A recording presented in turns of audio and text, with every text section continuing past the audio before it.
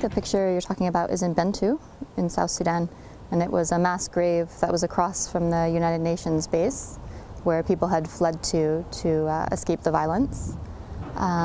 This photograph was taken with the permission of the family. I had followed the family from a health clinic inside of the UN base, and actually at this time there were 2 burials each day, and a majority of the burials were for small children. So I had followed this small child in the health clinic, and unfortunately the child didn't recover and passed away. So I accompanied the mother and the baby to the grave site.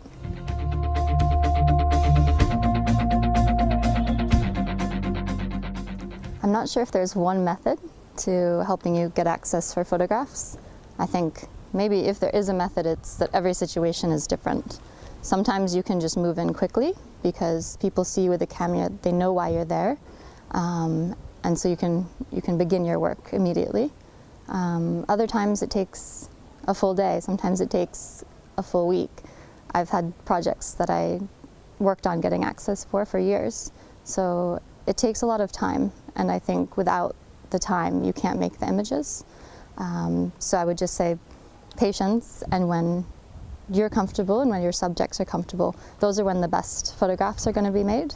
It's very hard to force a photograph if your subject doesn't know what you're doing and you're not comfortable even with your subject.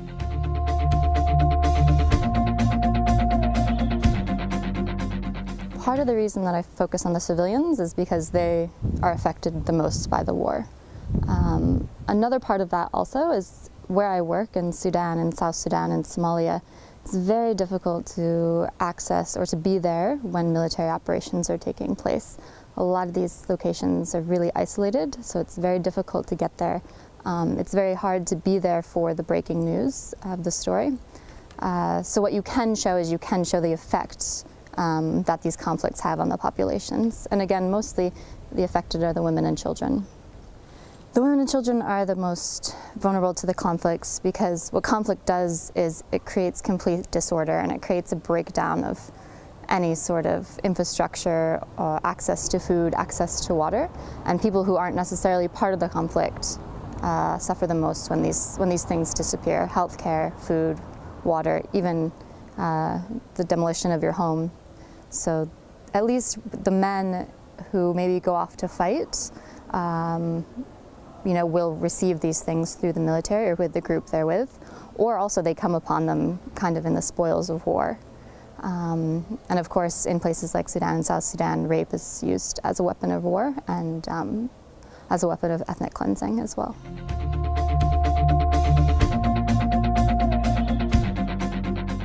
To get access to fighting, to breaking news in South Sudan in particular is extremely difficult and also very dangerous.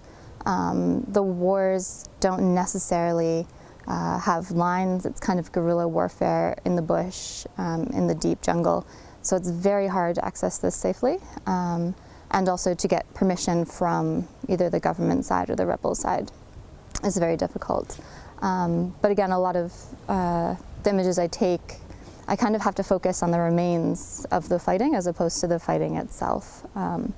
And I would say the main reason why there isn't that conflict imagery that we see from other places is the lack of infrastructure in the country, but also the difficulty of access.